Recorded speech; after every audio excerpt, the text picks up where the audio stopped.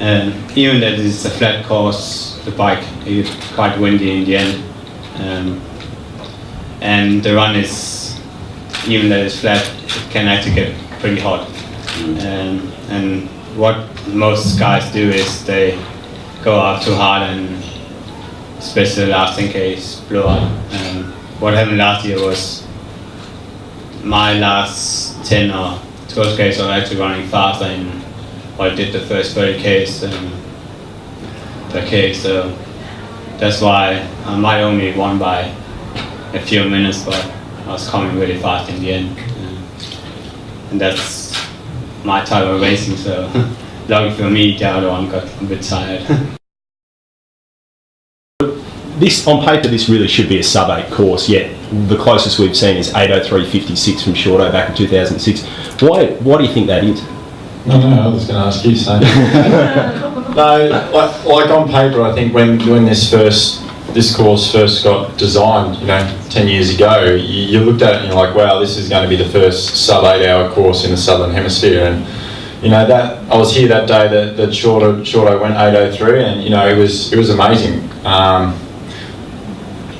I don't know. Conditions have been good here other years. As Jimmy mentioned, it does get hot later in the run, which is not always conducive to running fast times. The weather conditions being, the mid-20s, we could see, it's a fairly flat course. If the breeze picks up, you do cop a bit of a wind, but there should be more guys running sub 250s here. But, as I said, the heat later in the day does take its toll, and the wind does pick up later in the bike ride here, and being a 3-lap bike course, it's like, someone tapping you in the arm. It doesn't hurt to start with. After a couple of hours, it gets slightly annoying. By 4.5 hours in, your arm's about to fall off through the pain. So it's, I think the course wears you down over time. But you look at the wind conditions for Sunday, and you look at the heat and temperature for Sunday, and, and the field that's assembled here, I think to go that fast also, it's hard for one individual to do it. You look at the times when records have been broken, it's athletes pushing each other and forgetting about pacing and just being in the race purely as a race. And I think the field assembled, we've got a race.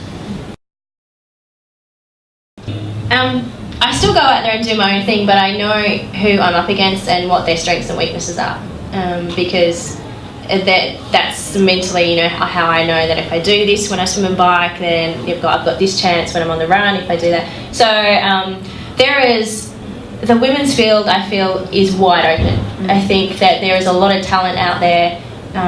Liz Lyles is an incredible competitor. She has raced a lot, like all of us, but a 3-hour marathon runner consistently off the bike. And Rebecca Preston's racing.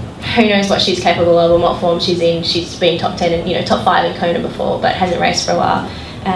Rebecca, Lisa, all these girls, all the Aussie girls, the Kiwis. I know who's there and what they're capable of, but it always just comes down to the day because, but you have done strategies in place. Ironman is a totally different ball game compared to a half Ironman. It's about racing smart. It's not about going as hard as you can, and just backing the training that you've done to progress to this race. So that's what I'm going to believe in and trust in, and whatever happens on race day happens on race day. So yeah. Good luck, mate.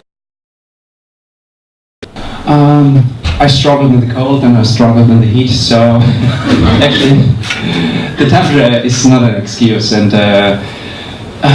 if it's really hot and if it's really warm, you have to play by your cards. You have to be smart enough and you have to cool down the system, and everybody has the same conditions. All right, well said.